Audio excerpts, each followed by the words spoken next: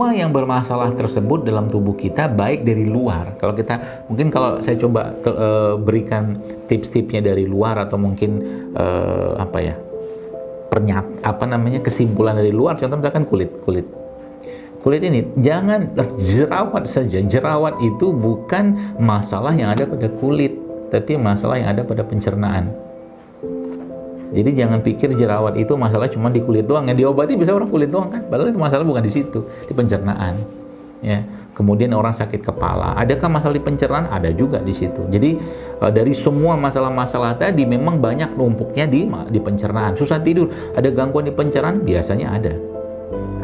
Ya, biasanya ada. Ya, atau juga mungkin orang yang batuk-batuk, ya. Ya mungkin secara spesifik dia arahnya ke paru-paru atau sistem pernafasan, ya. Tapi rangkumannya tadi letaknya ada pada pencernaan. Maka tubuh ketika bermasalah, ya, tanda yang paling banyak itu ada pada pencernaan. Itu sebabnya kalau saya nanya ke orang itu sehat atau tidak, gampang. Ya, satu yang saya tanya, tiap hari BAB atau enggak? Dia buang air besar atau enggak tiap hari? Kalau udah nggak BAB, itu kemana makanan dimakan? Artinya pencernaan kan bermasalah tuh, entah mungkin kurang serat, vitamin, enzim, apa segala macam. Ya, buang air kecilnya gimana? Ya. Jadi kalau sudah BAB-nya bermasalah, BAK-nya bermasalah, kemudian tidur bermasalah, itu sudah poin yang sangat mungkin boleh saya katakan tuh hampir 50% itu terangkum dari 3 hal tadi. BAB bermasalah, BAK bermasalah, tidur bermasalah. Ya. Banyaknya orang justru malah yang diobati tadi, ya, yang diobatin itu satu persatu gitu kan, ya, satu persatu.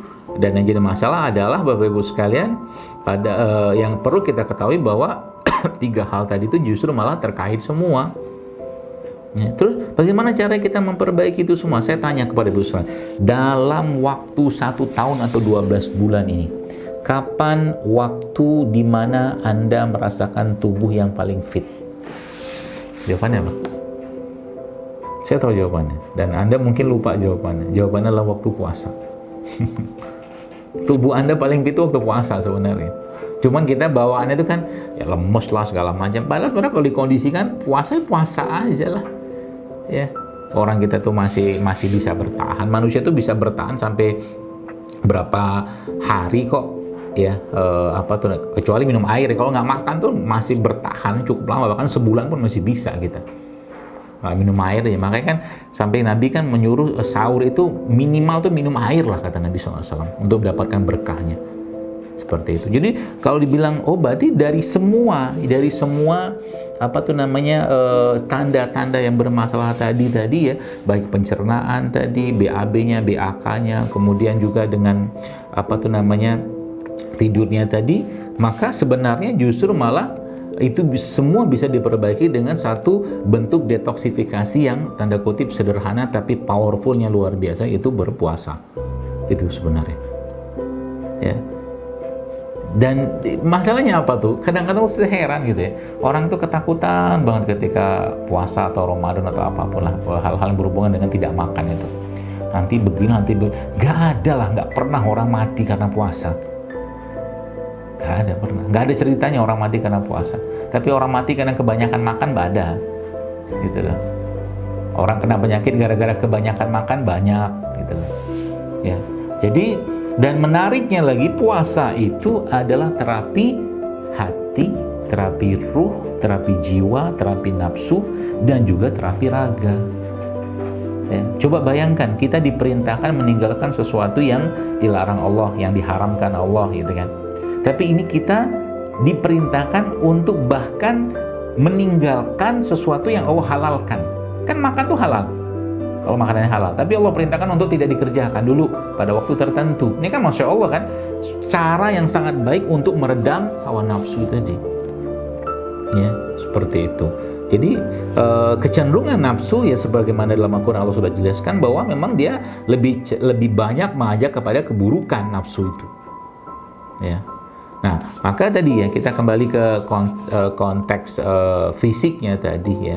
Jadi mulai dari gangguan pencernaan, mual, muntah, kembung segala macam. Ada juga mungkin kalau kita tambahkan lagi, jadi orang yang alergi dulunya bisa makan telur, sekarang nggak bisa makan telur. Itu sebenarnya asal dari mana? Pencernaan. Dulunya nggak alergi sama misalkan suatu bahan, sekarang jadi alergi, itu sebenarnya pencernaan juga masalahnya. Ya. Kemudian juga orang yang perutnya mungkin susah tidur juga pencernaan perginya. Kenapa pencernaan? Karena sebagian besar hormon tenang atau serotonin itu ya 80% kata para ilmuwan itu dibuatnya ada pada perut ya.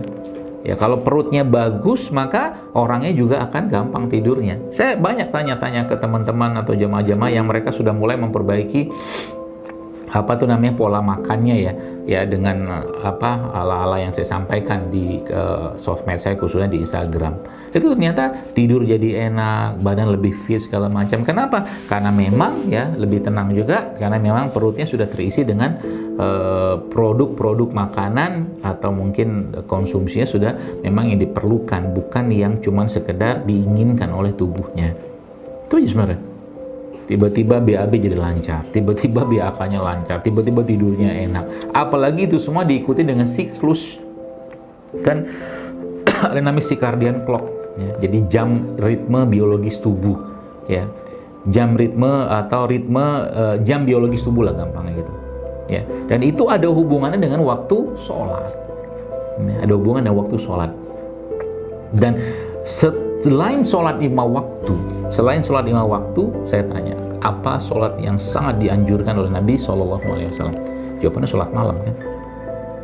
Kenapa sholat malam? Karena di waktu malam hari gelombang tubuh kita atau gelombang suara di alam semesta ini itu sudah masuk ke gelombang seingat saya itu theta atau alfa lah gitu. Dan itu saatnya tubuh sedang tinggi-tingginya memproduksi satu jenis hormon yang kita kenal sebagai growth hormone atau hormon pertumbuhan. Kalau growth hormone itu keluar di malam hari ketika orang itu terjaga, maka growth hormone tadi akan menghabiskan, mengikis sel-sel yang rusak, makan sel-sel yang rusak, bahkan dia bisa memakan sel-sel kanker. Ya, subhanallah ya. Itunya kuncinya sekalian. Ritme alam ini atau ritme alam ini ditarik, ya mungkin bahasa saya kita ditarik sama Allah, dijadikan waktu sholat. Nah, jadi setelah itu semua dilakukan, maka sebenarnya tubuh akan mengikuti dengan sendirinya. Orang-orang yang membiasakan sholat tepat waktu, orang-orang yang membiasakan sholat bahkan ke masjid, ya, atau bahkan sudah membiasakan dan nggak mau ketinggalan sholat malam gitu kan, itu ritme tubuhnya pasti bagus insya Allah. Ya, tambah lagi dengan makanan-makanan yang baik tadi. Dan ketika kolbunya, hatinya sudah baik dan sudah tenang, maka yang dia pilih juga makanan-makanan yang baik. Sekarang ya, tanyalah pada orang-orang, pergilah ke orang-orang soleh, ya, orang-orang baik yang ilmunya dalam dan hatinya baik dan orangnya ibadahnya sangat-sangat banyak, ya mungkin kita nggak tahu, tapi kita bisa lihat atau mungkin kita ketahui dari apa tuh namanya orang-orang. Lihat mereka dan tanya mereka, kira-kira apakah mereka memakan makanan, ya maaf mungkin model-model fast food atau apa. Sebagian besar tidak. Kecenderungan makanan mereka pun makanan-makanan yang sederhana, ya, kecenderungan. Jadi ketika makanan pun sederhana dan banyak makanan-makanan yang bersumber disampaikan Allah dalam Al-Quran, disampaikan Nabi kita SAW, maka yang terjadi adalah tubuhnya pun akan memperbaiki dengan sendirinya, ya seperti itu. Bahkan Nabi SAW pernah disebutkan dalam sebuah riwayat, itu dalam 1 bulan Nabi cuma memakan kurma sama air putih saja. Terus kan subhanallah, saya membayangkan kalau 1 bulan cuma makan kurma sama air putih, itu betapa bersih badannya gitu loh. Badan seseorang yang hanya mengkonsumsi air dan kurma saja, dan itu sudah sangat-sangat mungkin boleh saya katakan sangat powerful. Ya, apalagi mungkin air zam-zam di situ gitu. Air zam-zam yang dimakan adalah kurma. Subhanallah, bersih banget badannya. Ya, itu tadi ya. Jadi ketika tubuhnya atau hatinya sudah baik, dia pun akan memilih makanan-makanan yang akan dia konsumsi, dan makanan-makanan yang dia pilih pun ya pasti dia akan pilih makanan-makanan yang baik, yang thayyib, yang tidak menimbulkan mudarat bagi tubuhnya. Ya. Sehingga nanti keluhan-keluhan tadi ya Jadi kayak dari sisi kulit ya, jerawatnya hilang sendiri ya. Ketika tubuh bermasalah tadi misalkan pusingnya sudah mulai hilang ya. Sadar tidak sadar, sekalian Anda yang mengikuti apa yang saya sampaikan di mungkin di Instagram atau sosmed saya, itu keluhan-keluhan yang dulunya ya itu memerlukan obat-obatan tertentu, itu subhanallah, coba lihat sekarang itu hampir-hampir hilang dengan sendirinya tanpa Anda sadari. Ya kenapa? Karena tubuhnya sudah mendetoks, memperbaiki dirinya dengan makanan-makanan yang baik tadi ya, seperti itu.